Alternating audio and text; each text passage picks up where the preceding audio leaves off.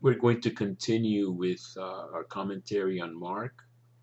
We had left off in the actually verse 2 of chapter 1, so that we will now look at verse 3 of chapter 1.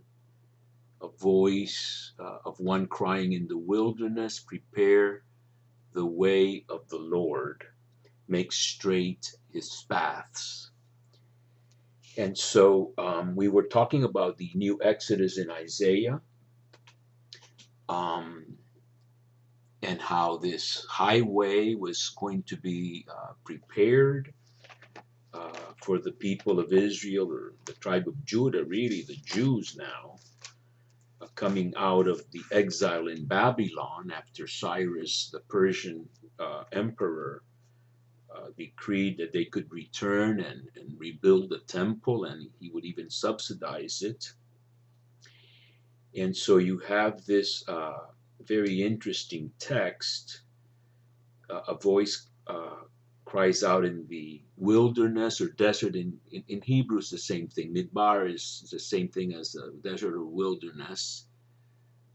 Eremo in Greek, hermit comes from, and it's also a deserted place. Uh, you know, in the desert, prepare way of Yahweh, and makes straight his paths in the steppe.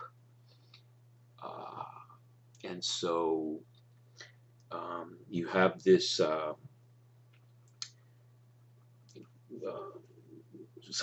someone is crying this out. The commentaries don't really can't identify who it is.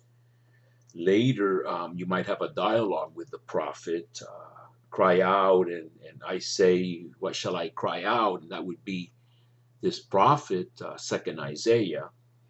But the important thing is, I think that this passage is really associated with John the Baptist. So that's really what I want to talk about. Um, John the Baptist is associated with this crying out or preparing the way of the Lord, the coming of God. In Christianity, it's been made into preparing the way of the Messiah in the person of Elijah. So you've got a identification of John the Baptist with this messenger crying in the desert or in the wilderness, prepare the way of the Lord. And you also have the identification of Elijah with John the Baptist, which is also in Malachi. Apparently, the messenger that prepares the way of God is identified with Elijah at the end of Malachi, the end of the prophets. And so you have this association of this preparing the way of the Lord in the desert with John the Baptist. That's very interesting. And that's in all the Gospels, including John. The Gospel of John specifically has John the Baptist denying that he's Elijah. And of course, denying that he's the Messiah. So in chapter 1 of John, they ask him who he is. And in the Gospel of John, the last prophet is Jesus. He doesn't want any, I don't think he wants any competition from Elijah or something like that. He simply says, I am the voice of one crying in the desert, make straight the path of the Lord. So that even in the fourth Gospel, where John the Baptist is not Elijah, he is associated with this passage in Isaiah. And I think that is interesting because, as I mentioned before, in the Dead Sea Scrolls in Qumran, you've got a very similar kind of expectation among a dissident sect of Jews. Some scholars call them the sectarians or the covenanters. And the parallels with Christianity are incredible. I sometimes see it though as a mirror image. Sometimes the mirror is the opposite. In some ways, they're the opposite of Christianity, but they mirror Christianity. So they call themselves the converts of Israel, the community of the new covenant. The parallels are just incredible. Circumcision of the heart, which will be in the New Testament, in various places, and um, and of course this baptism thing, the Qumran community, the Dead Sea Scrolls community. We call it Qumran because on the northwestern shore of the Dead Sea, or the Sea of Salt, as it's called in Hebrew, there's this settlement where nearby they found all these scrolls in all these caves, over I think 10 caves.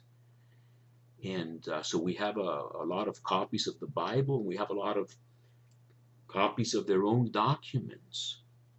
Fascinating. Discovered in 1947, people had known of this community for centuries. And I'm looking at one of the translations of these documents, the complete Dead Sea Scrolls in English by Geza Vermes. And in the community rule, it talks about this community that has separated from the habitation of unjust men. So these Qumranites have left Jerusalem, have ceased to participate in the temple. They are a priestly sect, Sadokites probably. I think that the scholars think that in the Maccabee period, 150 years before Jesus, a priesthood arose with which there were tremendous debates with this very Saddokite Orthodox Jewish uh, party, more strict than the Pharisees. They thought the Pharisees were the seekers of smooth things, like the Pharisees were too lax for these guys. If you compare some of their rules, they're stricter than the Pharisees. So they separate, and being priestly, they still do not go to the temple and participate. And there's a famous episode where I think the high priest from Jerusalem comes and slaps the leader of the Dead Sea Scrolls community, the teacher of righteousness, because they have different calendars. And the Dead Sea Scrolls community would be observing perhaps a Sabbath or Yom Kippur in this case, day of complete rest.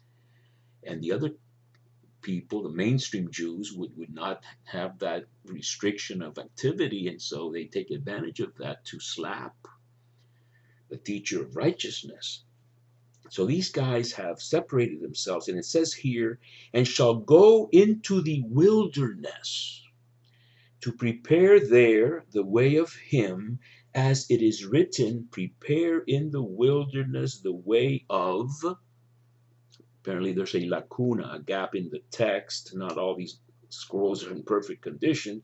Make straight in the desert a path for our God. And it says, this path is the study of the law, which he commanded by the hand of Moses, etc. So you have this Dead Sea Scrolls community who are famous for their reservoirs of water, ritual washings.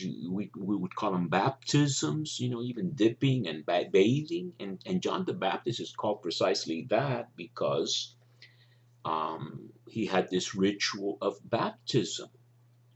Very interesting because you could look at it as you cross the Jordan. If he's on the other side of the Jordan, on the eastern side, and the baptism is really crossing the Jordan back into the land of Israel, it's symbolic of the new Exodus. You're leaving symbolically the area outside of Israel, exile, and entering, after going through this water purification, conversion ritual, confessing their sins, it says, then you enter the land. And so this is very interesting that this would be sort of a reenactment of Isaiah 40. But and we have to discuss a little bit. I mean, what relationship might there be between John the Baptist and the Qumranites? I call them that. Many scholars do. The Dead Sea Scrolls community. The Essenes were a wider movement.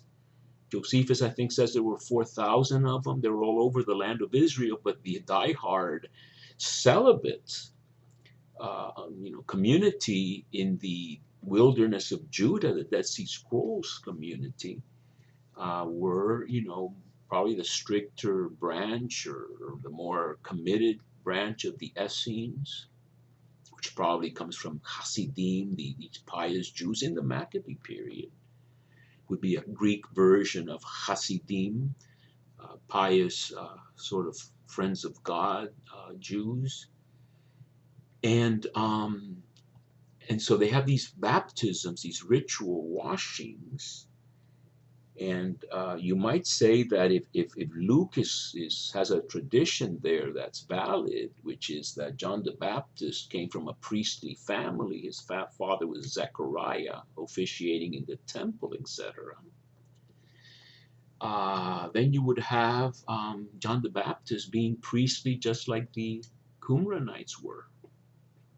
Some people say he got expelled from the Qumranites and went out to apply some of the ideas he had of this new Exodus and the need to confess sins and convert and to wash yourself in his own way, accepting everybody, apparently, sinners and apparently prostitutes and tax collectors and soldiers, all kinds of people, as opposed to the Qumranites, who were extremely exclusive and separatist and extremely into the holiness of the assembly, where the lame and the blind and people with defects could not be in the angelic celebration of the liturgy. You had to be ritually perfect, really. And so John is out there eating locusts and wild honey, which is kosher food. And he's dressed like Elijah, camel's hair and a leather belt. And that we can pretty much say about John the Baptist without any historical qualms. Whether he recognized Jesus historically as the Messiah, that is more debatable. We have the episode where he sends messengers to ask, are you the one who is to come, or should we wait for another? They have very different agendas and lifestyles. John the Baptist's disciples fast. Jesus do not. And in fact, in the Gospel of John, they may be rival baptizers. Jesus is baptizing, and they says, oh, well, not really Jesus, but his disciples were baptizing at the same time that John the Baptist is baptizing. They're saying he's making more disciples than you. There's people in Acts that have had John the Baptist's baptism, never heard of the Holy Spirit. So we have to be aware that the text as we have it in Mark has been theologized and adapted to present the Christian version and understanding of what John the Baptist represents. In Josephus, I wrote something about that. Jesus appears first when he talks about these two people, John the Baptist and Jesus, without any connection to John the Baptist. And that's a very short blurb about Jesus, very important one. He's got disciples and they still revere him, etc. But John the Baptist has a much longer coverage, not related to Jesus in Josephus. We'll have to stop there on that, I think, tantalizing note and continue with John the Baptist and the narrative in Mark next time. Thank you.